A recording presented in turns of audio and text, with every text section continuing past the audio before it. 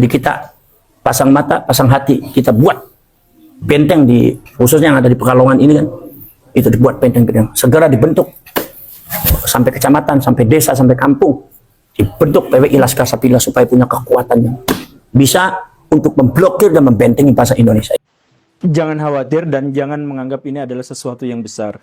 Karena Pak Habib Rizik sampai sebatas ini cuman omon-omon saja. Cuma omon-omon saja? Iya, karena sebenarnya beliau itu sudah dilumpuhkan, sudah dihancurkan, kaki dan tangannya sudah diputus. Saya yakin nih Rizik Syihab nanti ngumpet lagi nih. Nanti pura-pura apa lagi, sakit lagi, apa lagi. Jadi yang maju Muhyiddin. Muhyiddin itu adalah rakyat Indonesia, itu yang kalian harus tahu. Misalkan waktu Kang Heri Pras tahu kasus perjalanan Pak Habib Rizik itu, setelah FPI dibubarkan atau tak jauh setelah itu, maka Munarman itu dimasukkan ke dalam penjara. Tahu. Itu sebenarnya ada bau-bau konspirasi, tetapi maksudnya kalau saya adalah anggota BIN, saya adalah bagian dari pemerintah untuk mengamankan negara, maka yang harusnya dibungkam itu sebenarnya bukan Pak Habib Riziknya, tapi orang-orang di sekelilingnya, diantaranya adalah Pak Munarman. Ucapan model apa model kayak gini? Suruh orang Indonesia perang. Saya sudah katakan kalau memang mau berperang dengan kami, persiapkan seluruh Ba'alwi. Jangan ikut-ikutan Muhyiddin, rakyat Indonesia jangan dibawa. Bahwa mereka betul-betul melakukan pergerakan-pergerakan yang akan merongrong kesatuan dan persatuan bangsa, yang akan menghancurkan bangsa Indonesia ini, yang akan menghancurkan para ulama, para kiai. Kalian saya minta, Laskar Sapila harus berada di garda terdepan untuk bisa menolak dan blokir mereka.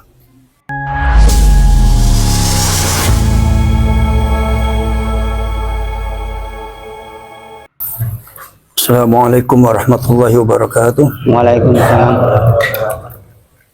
Alhamdulillah wa syukurillah wassalatu wassalamu ala sayyidina rasulillah sayyidina wa maulana Muhammadin ibn Abdillah wa ala alihi wa ashabihi wa mawala wa ba'd. Ada pernyataan mengajak perang yang didengungkan oleh Rizik Syihab. Pernyataan perang yang saya tanyakan, perang dengan siapa? Lawannya siapa?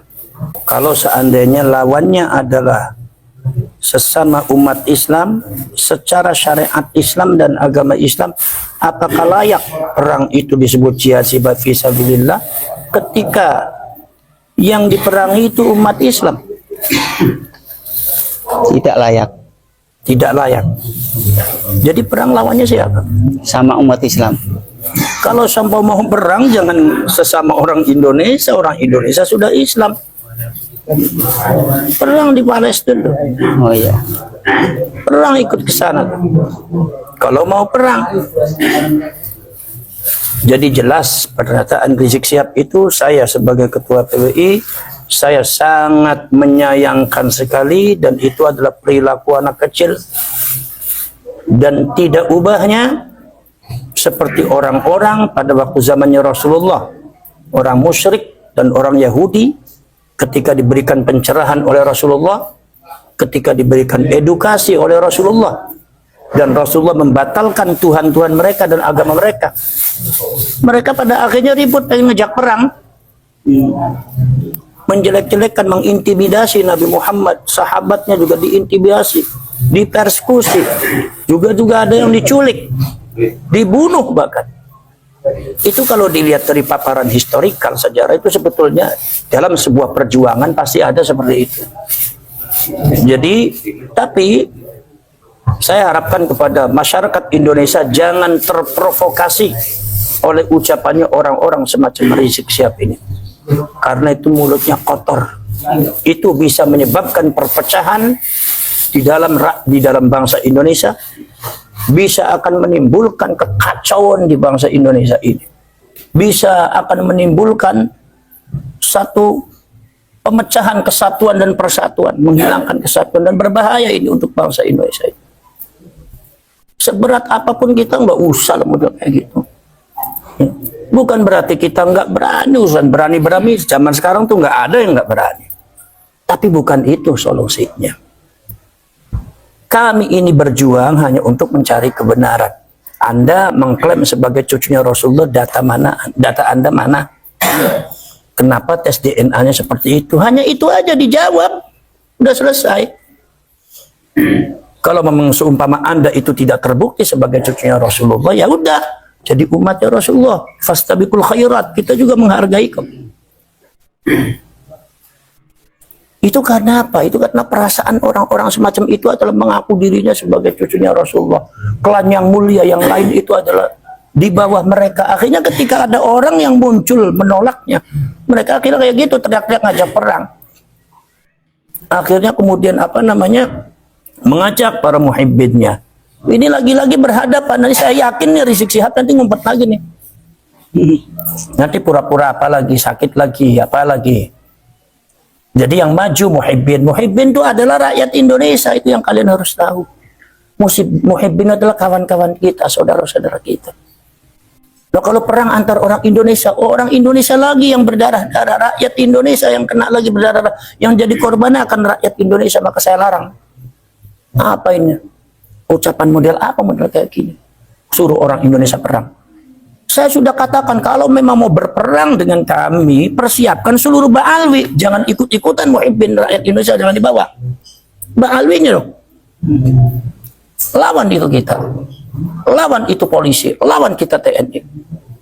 Kalau Anda katanya pengen mendirikan Indonesia bersyariah, berkolaborasi dengan para khilafah-khilafah yang katanya mengklaim Islamiyah, pengen membongkar, merongrong Pancasila, merongrong kesatuan dan persatuan, merongrong nama baik pemerintah, nama baik presiden, merongrong harga diri daripada kepolisian dan TNI, merongrong semuanya yang tidak sesuai dengan tujuan-tujuan Anda. Repot nanti orang kayak gitu. Kita ini untuk membentengi masyarakat. Kenapa? Karena apa yang Anda lakukan itu kebatilan.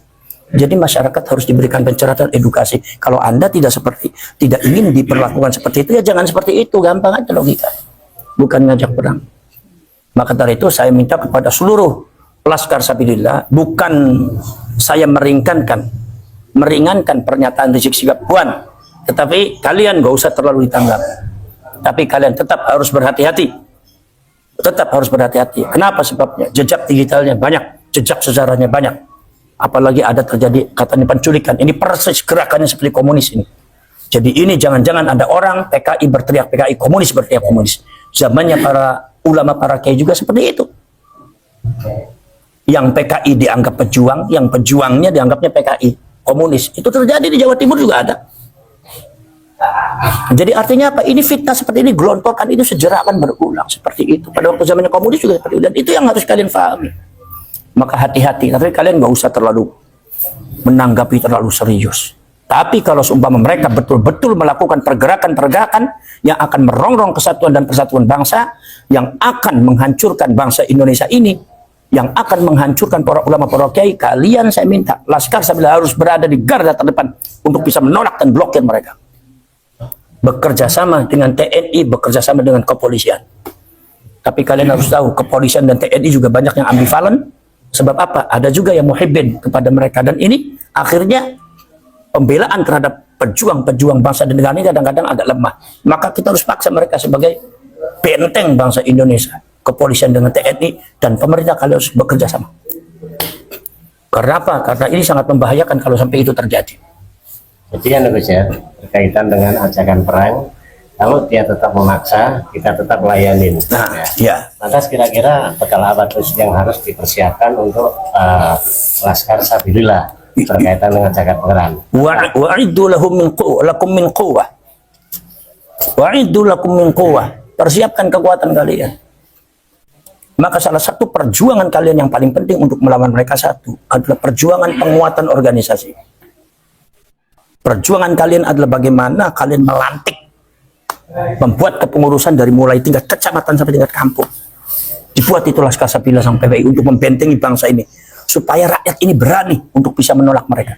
Karena selama ini masyarakat kita nggak berani. Kenapa? Karena banyak persekusi, banyak intimidasi. Jadi banyak nggak berani.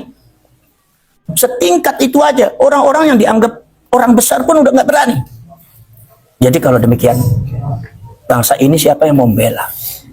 Negara ini siapa yang membela? Sejarah dan leluhur kita ini mau mengadu kepada siapa kalau kebobohan kepada kita? Nah kita inilah yang tergabung dalam PWI dan Laskar Sabilillah adalah orang-orang yang memiliki kesadaran, ya diberkahi oleh Allah kesadaran, dibuka mata hatinya. Bagaimana yang hak, bagaimana yang batil, maka kalian ini harus menyusun, harus pandai. Al-qitalu khid'ah, yang namanya peperangan itu adalah strategi. Maka itu yang pintar strateginya. Kalian kekuatannya harus diperbanyak. Apa perlu kiranya Gus diadakan gemblengan mental spiritual? Lah kalau gemblengan mental spiritual dan kanuragan itu memang programnya PWI. Nanti insya Allah di bulan Juli nanti kan ada agenda kita nih yang pada waktu habis Rakernas itu nanti akan diadakan masing-masing ada wakil ya. Ada pelatihan kelas syarat. Termasuk pelatihan masalah kemiliteran, artinya kemiliteran kerjasama dengan TNI dan kepolisian supaya kalian itu menyatu dengan pemerintah setempat. Nanti kemudian akan juga diadakan pemahaman kebangsaan, kenegaraan, termasuk ke Ahlus Sunnah wal Jamaah dan termasuk ke NU-an. Kemudian juga termasuk juga pada akhirnya adalah kanuragan, silat dan segalanya kanuragan. Itu dalam rangka menghadapi itu semua. Ini sebagai tambahan, Gus Abbas selaku Ketua Umum daripada PWI Laskar Sabilillah, kiranya apa punya kiat untuk bekerja sama dengan ormas-ormas lain yang visi misinya sama untuk berunding menyampaikan visi misi agar perjuangan ini akan betul-betul menjadi perjuangan yang kuat, yang bersatu, tidak saling mencurigai satu dengan yang lain. Kira-kira gimana? Sebetulnya kalau perjuangan ini perjuangan kebangsaan, ini sebetulnya adalah hak rakyat Indonesia. Sebetulnya yang harus bergerak adalah rakyat Indonesia. Jadi kita ini hanya untuk mengawali dan mengawal, hanya untuk membentengi supaya masyarakat Indonesia bisa memperjuangkan bangsanya, memperjuangkan haknya, harga dirinya, sejarahnya, leluhurnya, membentengi negara dan tanah airnya, membentengi para ulama dan kiainya dari ajaran-ajaran ba'alwi yang nggak benar. Maka dari itu saya minta kepada seluruh rakyat Indonesia, mulai sekarang mari kita sapu-sapu bersih sedikit demi sedikit di daerah-daerah masing-masing pengaruh-pengaruh dan doktrin-doktrin daripada para ba'alwi dari Hadramaut. Ini sudah diisyaratkan kepada Bung Karno zaman dahulu. Bung Karno menyebutnya Hadramautism, gerakan Hadramaut. Itu karena memang sudah terbukti mereka semua adalah memang genetika Yahudi dan mereka juga karakternya juga tidak begitu beda dengan Yahudi-Yahudi yang ada di luar negeri. Maka kita harus hati-hati. Kita harus hati-hati dengan pernyataan para ilmuwan-ilmuwan itu, kita harus hati. Karena yang berbicara bukan orang sembarangan, itu ilmuwan, saintis. Maka kita harus hati-hati dan kita juga persiapan kekuatan. Maka ketika ada sesuatu, saya minta kepada Laskar Sabilillah, bentengi bangsa ini, bentengi negara ini, dan minta kepada rakyat, bentengi rakyat. Minta kepada rakyat, diadakan edukasi kepada masyarakat, edukasi kepada rakyat, bahwa negara ini perlu benteng. Bangsa ini perlu tameng. Bangsa ini perlu ada yang membela. Leluhur kita perlu ada yang membela. Membela, membentengi. Ya ini siapa? Ya kita-kita ini. Makanya kalian memberikan pencerahan kepada seluruh rakyat Indonesia supaya mulai sekarang sedikit demi sedikit, sedikit-sedikit sapu bersih. Sapu bersih, menyapu halaman-halaman kita dari kotoran-kotoran pengaruh-pengaruh ajaran ba'alwi yang nggak benar. Yang caci maki kepada pemerintah, caci maki, adu domba, adu bronggak kepada masyarakat, adu domba kepada rakyat Indonesia, mencacinya kepada para ulama, para kiai, apalagi menfitnah kiai-kiai NU, menjelek-jelekan NU, menjelek-jelekan yang lain asal tidak sama dengan mereka, dijelek-jelekan, dikafir-kafir, mengkafirkan orang. Ini akidah begini, seperti ini, ajaran seperti ini, doktrin semacam ini sangat berbahaya dalam kehidupan berbangsa dan bernegara. Negara kita bisa akan hancur nanti. Mudah diadu domba, mudah dirusak, mudah perang. Nanti bisa-bisa Indonesia sama seperti Timur Tengah. Jangan sampai terjadi. Ini bentengnya kita. Makanya kepada bangsa Indonesia seluruhnya, saya mohon, saya menghimbau dari Sabang sampai Merauke. Wa yuriikum ayatihi la'allakum tatafakkarun. Allah sudah menampilkan, menunjukkan kepada kita semua bagaimana itu ba'alwi. Nasabnya bagaimana, genetikanya bagaimana, sikap tingkah laku bagaimana. Bahkan tadi ada kabar katanya ada penculikan. Itulah Allah sudah menunjukkan kepada kita. Lalu la'allakum tatafakkarun, supaya kita berpikir, bukan marah, mikir kita. Gunakan, karena agama kita agama logik, agama ilmu, kita berpikir sama-sama. Ini kalau sudah kayak demikian bagaimana? Kita harus bagaimana? Sebab ini bangsa ini tidak mungkin hanya diperjuangkan oleh PWI dan Laskar Sabilillah, tapi harus semuanya bersama-sama. Karena bangsa ini milik bersama. Maka dari itu mari kita bekerja sama, mari kita rawe-rawe rantas, malang-malang putung, rapatkan barisan. Kita semua kesatuan dan persatuan, bela itu NKRI, bela itu merah putih, bela itu Bhinneka Tunggal Ika Pancasila, bela itu pemerintah yang sah, bela itu rakyat, bela sejarah leluhur kita, bentengi dari rongrongan orang-orang yang tidak benar. Jangan mudah terprovokasi oleh orang-orang semacam Rizik Syihab ini, karena ini sangat berbahaya. Ini provokasi ini sangat berbahaya, sangat berbahaya. Kalau ada korban, siapa yang bertanggung jawab? Kira-kira Rizik Syihab bertanggung jawab? Nggak mungkin lah. Bertanggung jawab kira-kira. Kalau seumpama ada korban itu, seumpama di Jawa Timur waktu kemarin terjadi, atau di Jawa Tengah, atau di Cirebon terjadi, kira-kira Rizik Syihab bertanggung jawab tidak? Tidak. Nah, akan bertanggung jawab. Ini yang korban nanti rakyat kita. Maka saya minta juga kepada pemerintah supaya bersikaplah, ditegasi orang semacam itu, karena orang semacam itu merusak tatanan kebinekaan, tatanan kemasyarakatan dan rakyat Indonesia. Ini tanya satu lagi nih Gus, berkaitan dengan masalah doktrin sesat yang diajarkan oleh para Pahlawi.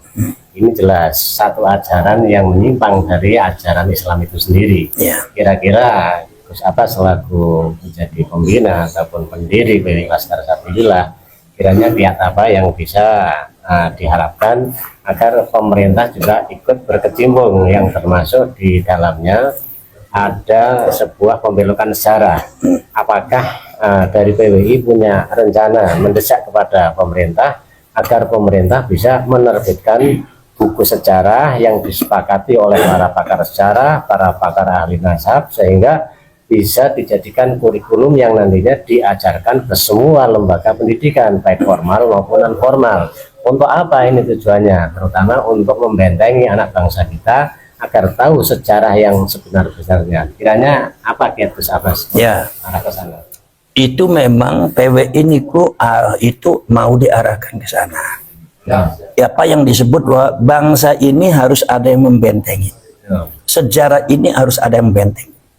Maka PWI Laskar Sabilillah itu harus ada dan harus diwariskan kepada anak cucu kita di Indonesia untuk membentengi bangsa.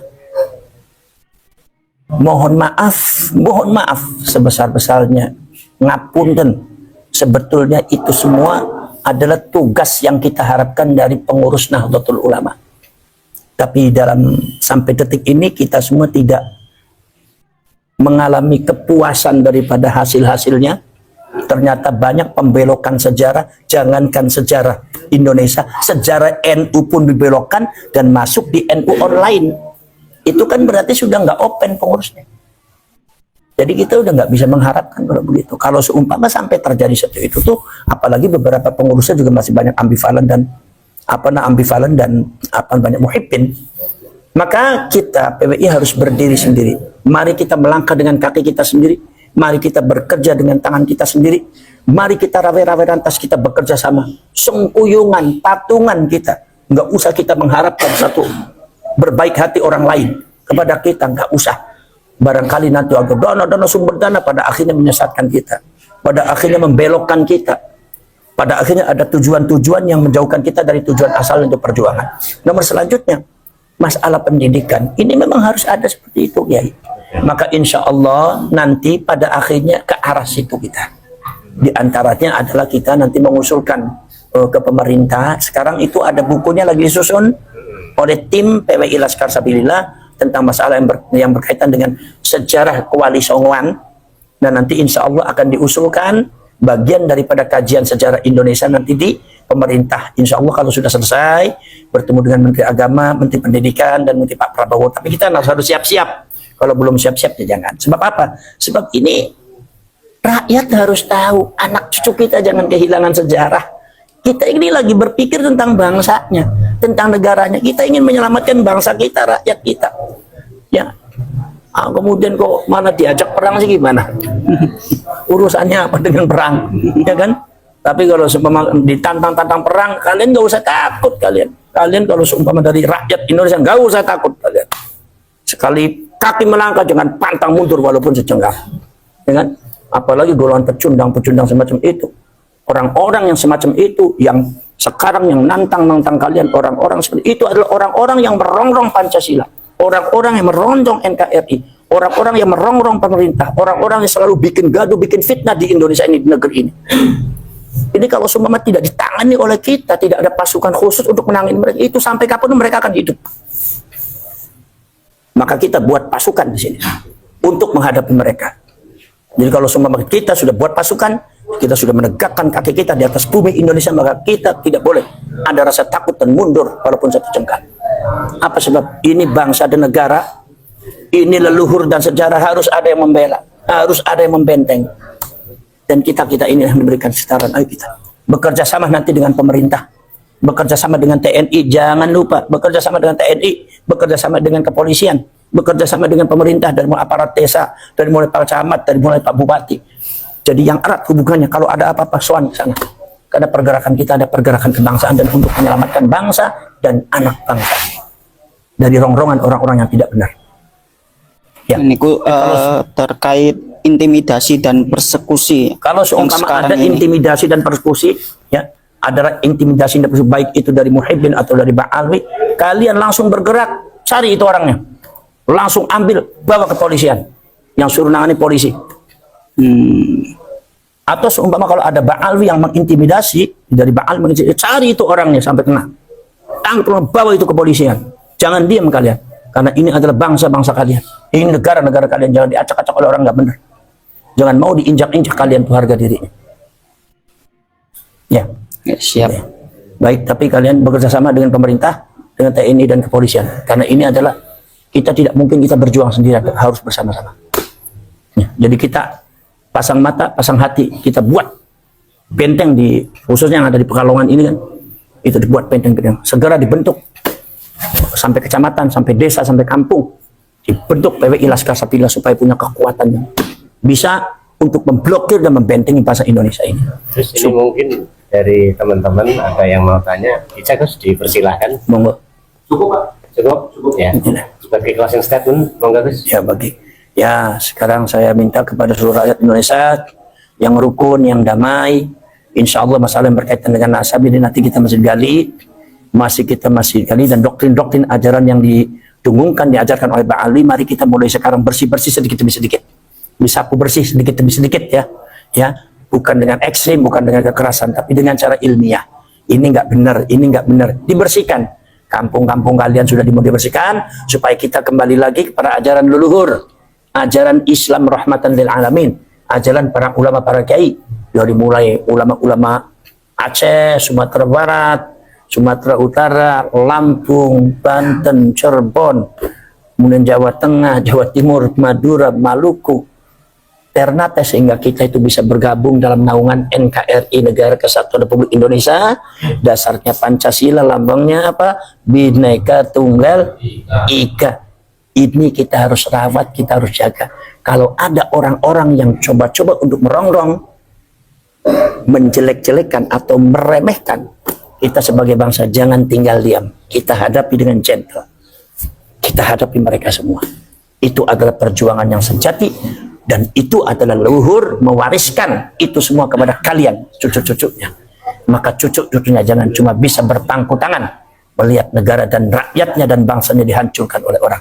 Kalian harus mampu. Bangsa Indonesia harus memiliki kekuatan untuk itu semua. Bangsa Indonesia harus bisa keluar daripada fitnah Ba'alwi.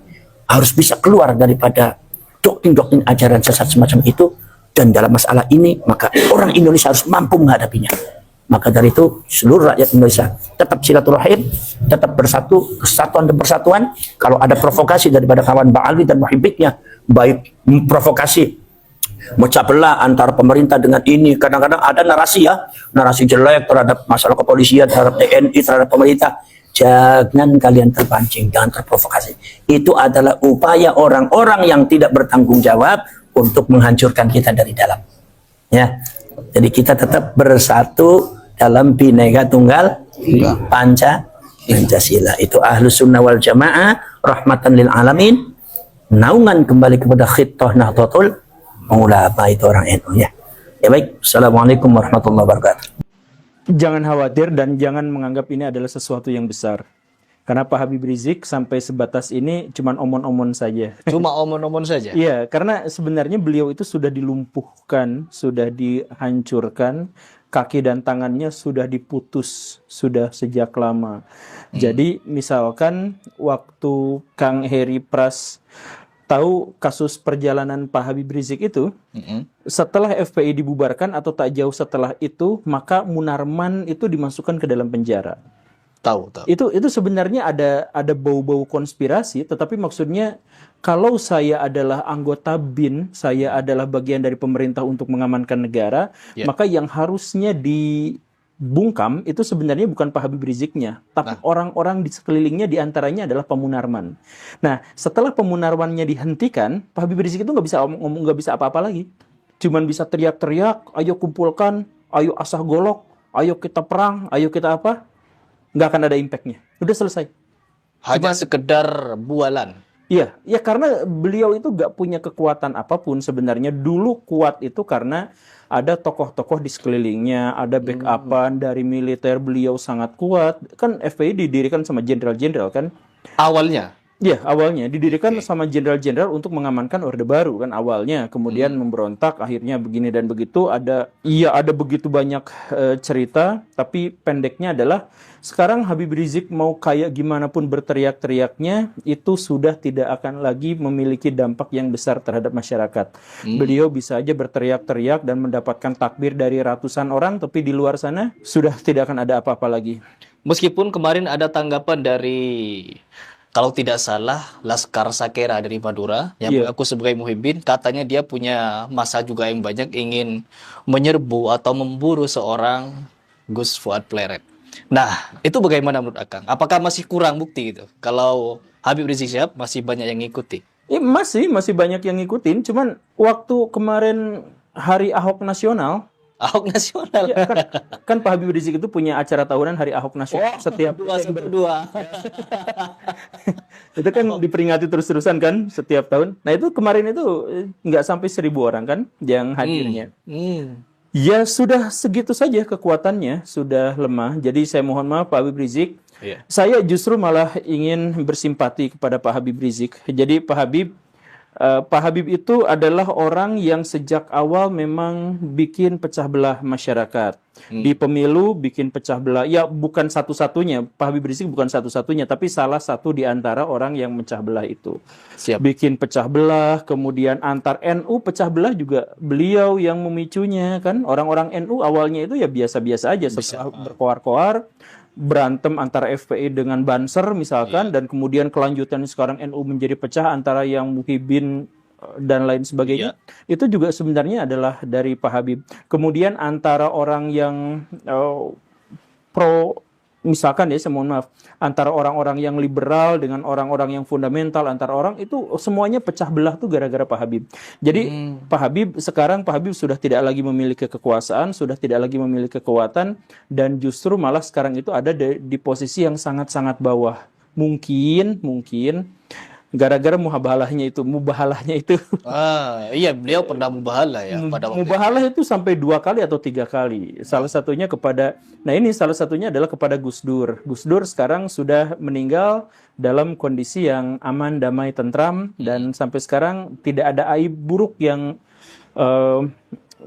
menteror karisma beliau gitu ya. Ya betapapun pemikirannya, tapi nggak ada cerita-cerita yang ini. Nah, jadi kalau misalkan ada mubahalah antara kamu yang dilaknat atau saya yang dilaknat sampai mati atau ketika mati, Gus Durnya sudah meninggal. Sudah meninggal, betul. Dan tidak ada laknat nampaknya. Iya. Ya, jadi seharusnya Pak Habib yang harus berhati-hati dan lebih banyak taubat, mendingan menarik diri dari dunia publik dan kemudian fokus pada amalan sendiri saja daripada terus-terusan memprovokasi masyarakat untuk perang, asah golok, sembelih, nih leher saya, kapan saya ditembak dan sebagainya yang seperti itu. Sudahlah Pak Habib, hentikan itu semua, kembali saja ke kehidupan yang normal, kehidupan yang baik-baik saja. Karena mau memprovokasi seperti apapun itu hanya akan menambah riak, kemarahan, dan lain-lain, tapi tidak menghasilkan apapun. Bahkan Ketika Pak Habib itu menceritakan atau berpidato yang berapi-api itu di kanalnya sendiri pun lebih banyak hujatan dan caci maki kepada Pak Habib Rizik daripada kepada orang yang menjadi lawannya. Itu terbukti di kolom komentar beliau sendiri ya. Di kolom komentar itu kan, kolom komentar itu isinya adalah orang yang mensubscribe, awalnya itu adalah yang mensubscribe itu. Banyak kok makanya saya bertemu dengan beberapa petinggi NU. Para petinggi NU itu sudah mengatakan bahwa Habaib dan secara khusus Pak Habib Rizik itu sudah relatif tidak memiliki kekuatan di dalam tubuh NU. Kalaupun ada beberapa di antara mereka yang masih memiliki kekuatan, itu adalah orang-orang yang tidak memperkenalkan dirinya sebagai Habaib atau tidak menggunakan nama itu untuk mendapatkan pengaruh. Kayak misalkan Pak Quraisy Shihab gitu.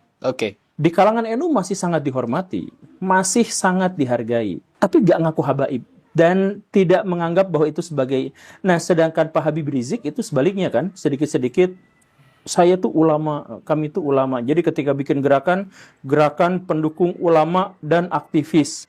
Nah, beliau sendiri ulama dan aktivisnya gitu kan. Ijma ulama ya.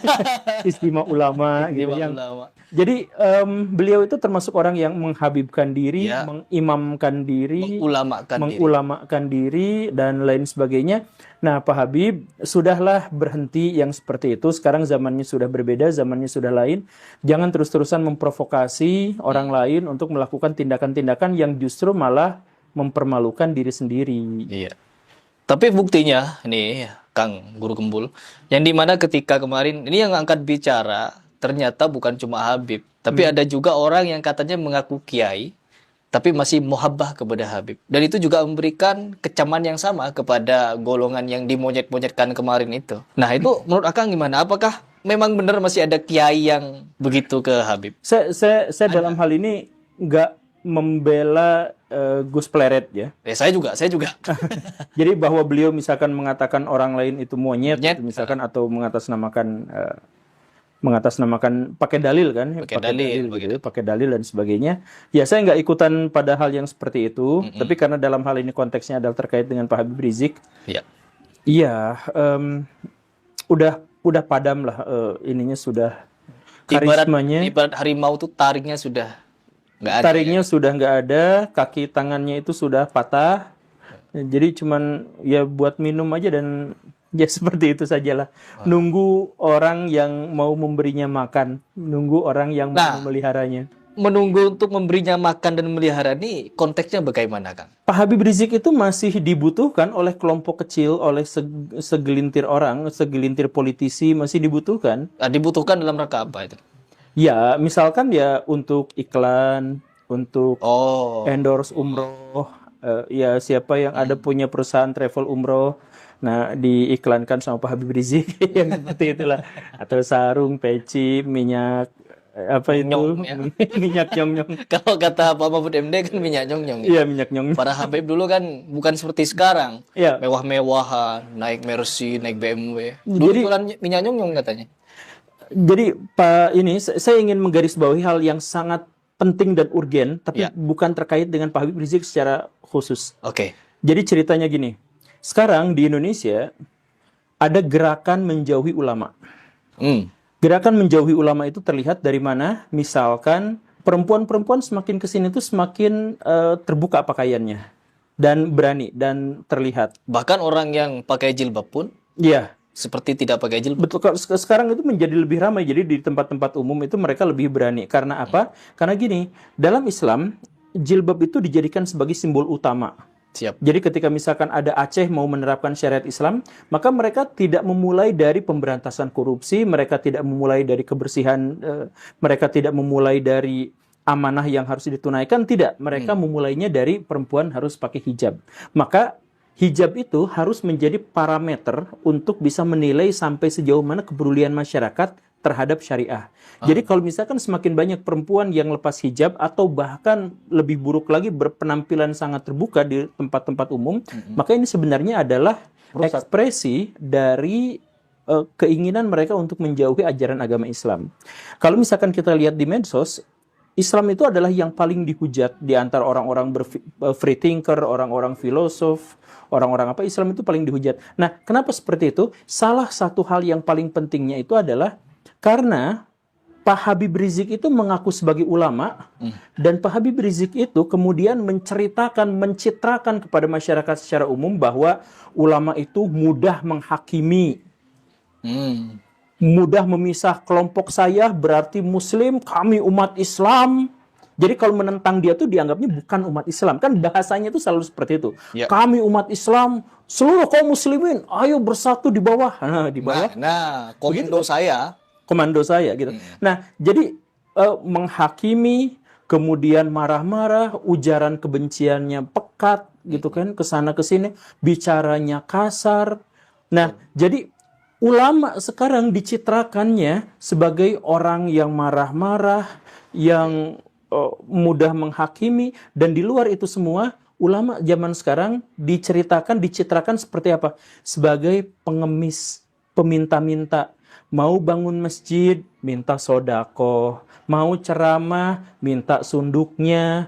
Mau bikin pesantren, bikin di YouTube cerita-cerita nangis, ini pesantren saya anak-anaknya cuma dikasih roiko. Oh, Iya kan? Ini Quran, mushafnya, mushaf yang rusak itu mereka malah pamerkan hanya untuk mendapatkan belas kasihan. ya betul. Itu kan betapa nistanya kaum muslimin. Mushaf Al-Quran sengaja diperlihatkan kerusakannya untuk ngemis. Iya. Dan itu dimulai dari mana? Ya golongan habaib.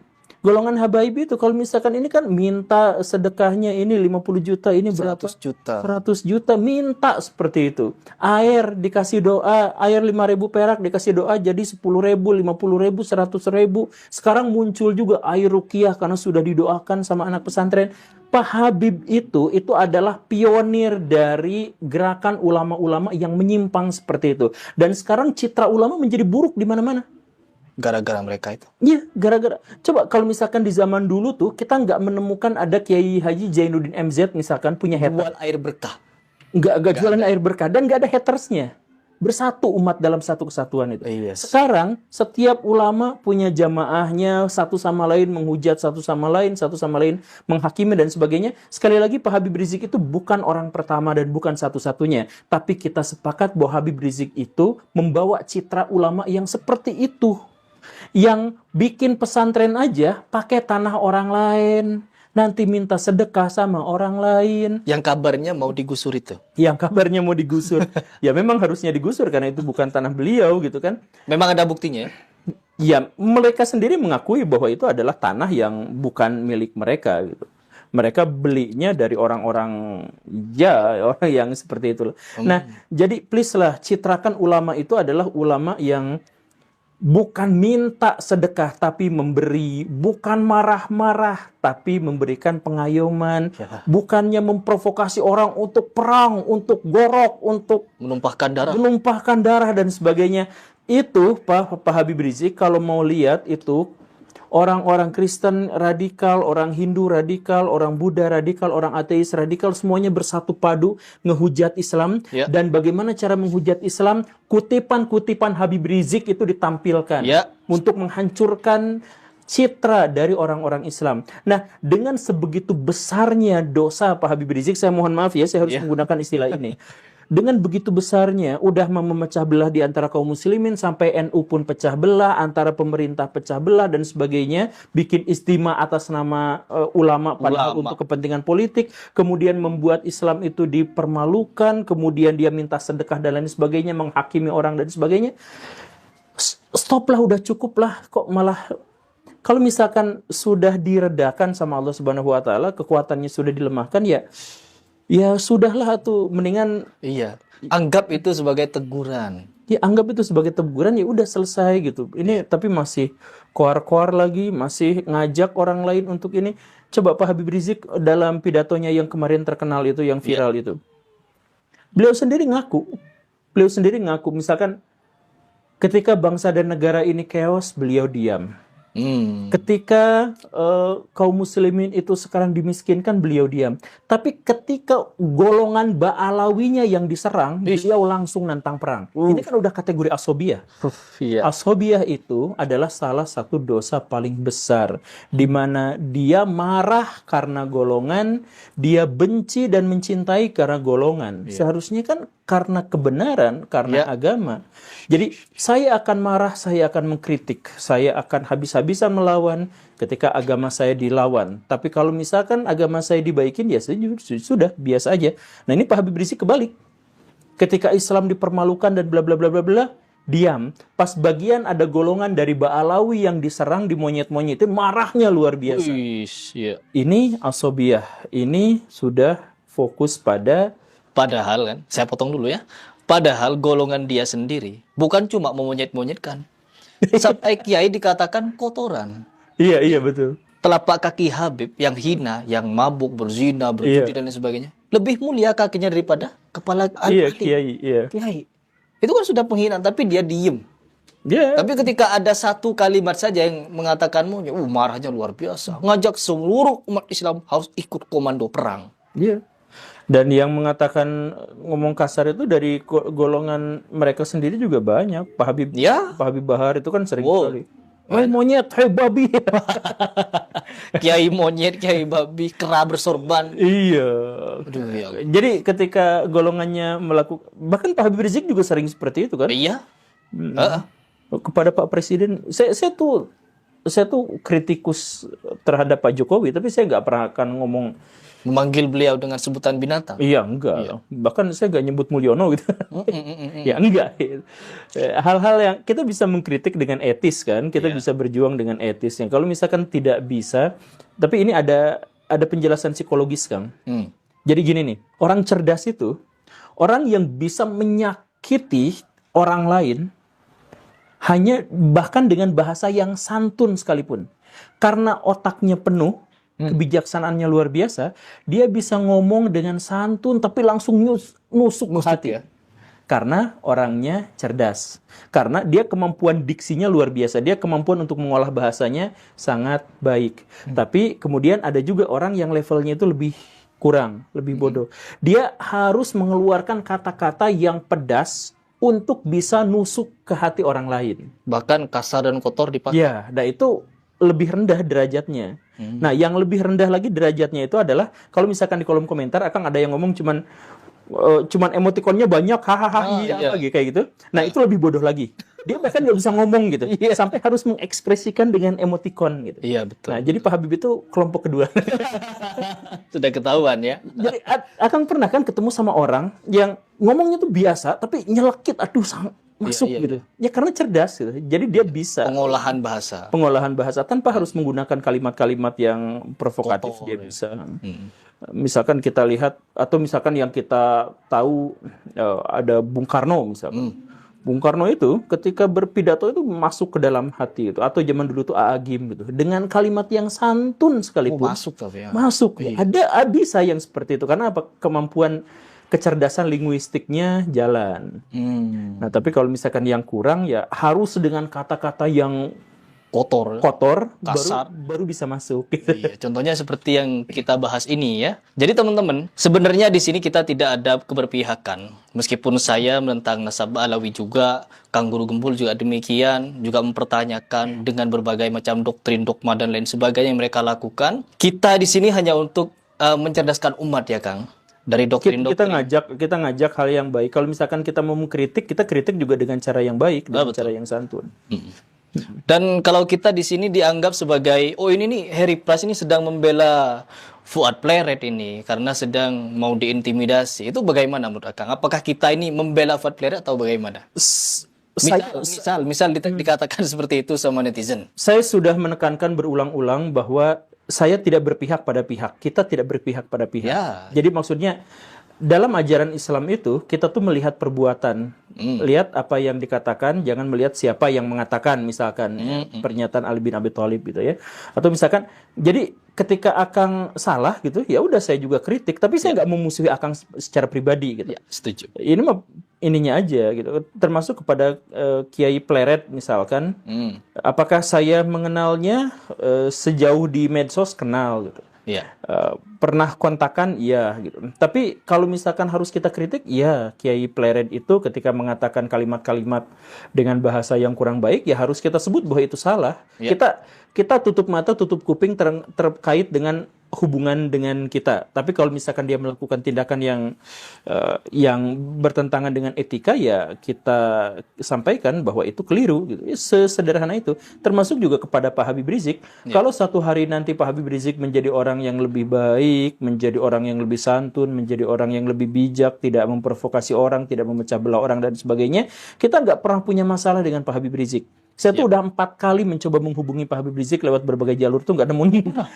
Saya tuh berusaha untuk ini karena pengen ngobrol juga. Saya tuh selalu ngajak ngobrol orang-orang yang bertentangan dengan saya. Saya nanti dikatakan mau dirujak lah, mau kayak gimana. Saya tuh datang, pasti datang. Ya, Marcella Devan diundang sama Habib Rizik. Mungkin beliau bisa iya, saya juga pernah ngobrol sama Kang Merah gitu, Kang Pesulap Merah. Ya nggak apa-apa. Nah itu misalkan Pak Habib Rizik itu ngomong ke Pesulap Merah bahwa siap berdiskusi gitu kan? bukan. Gimana? Pak Habib Rizik berbicara kepada Pak Pesulap Merah bahwa orang-orang yang menentang Habaib itu dilindungi oleh dukun-dukun. Kan Kang Marcel itu adalah orang yang suka Melawan dukun. melawan dukun kan, Ya. yang bongkar-bongkar kesesatan Iya. dukun gitu kan. Karena ada kufron di situ. Pak Habib Rizik itu ngomong ke Marcel. Pak Pesulap Merahnya bahwa golongan yang menentang Habaib itu adalah yang dilindungi oleh dukun-dukun. Makanya Pak Pesulap Merah kemarin mau kolaborasi, ya iyalah, dan nggak jadi masalah. Dalam hal itu kita juga, saya dengan Pak Habib Rizik dengan Pesulap Merah akan menjadi satu barisan kalau misalkan urusannya adalah menentang dukun-dukun, menentang penipuan.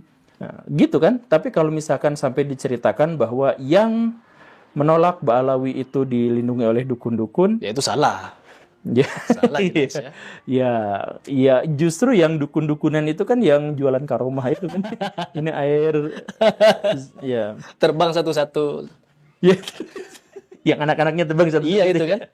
Aduh ya Allah. Iya, sekali lagi Pak Habib, saya mah gak ada kebencian sama Pak Habib, dan saya justru malah berharap Pak Habib itu segera taubat. Iya. Jadi di sini Kang Guru Gembul minta Habib Rizik Syihab untuk segera taubat ya.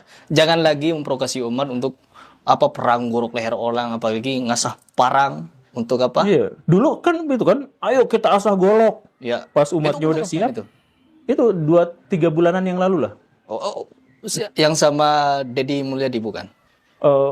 Saya lupa. Saya juga lihat tuh ada satu video dia mempersiapkan diri untuk perang sama Deddy Mulyadi katanya. Oh iya, ada itu yang dulu. Yang asah golok itu lucu, Kang.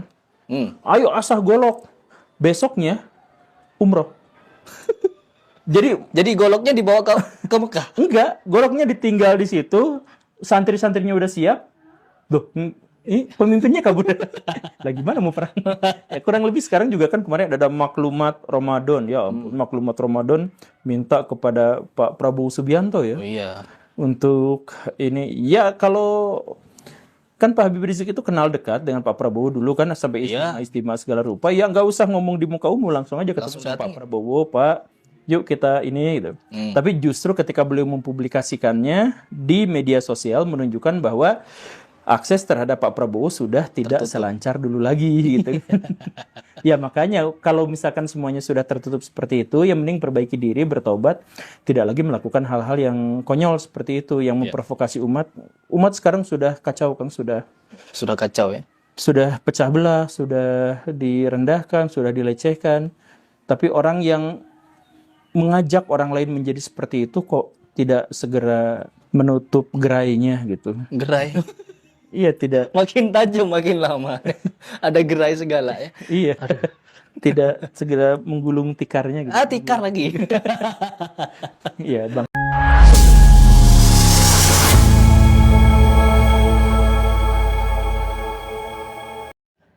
Itulah tadi himbauan dari Gus Abbas akan seruan perang dari Habib Rizik serta Guru Gembul yang membeberkan kelemahan-kelemahan Rizik Bagaimana menurut pendapat teman-teman semua? Silahkan lanjut di kolom komentar. Terima kasih selalu support Arman Al-Fatih. Kita jumpa lagi di video selanjutnya. Assalamualaikum warahmatullahi wabarakatuh.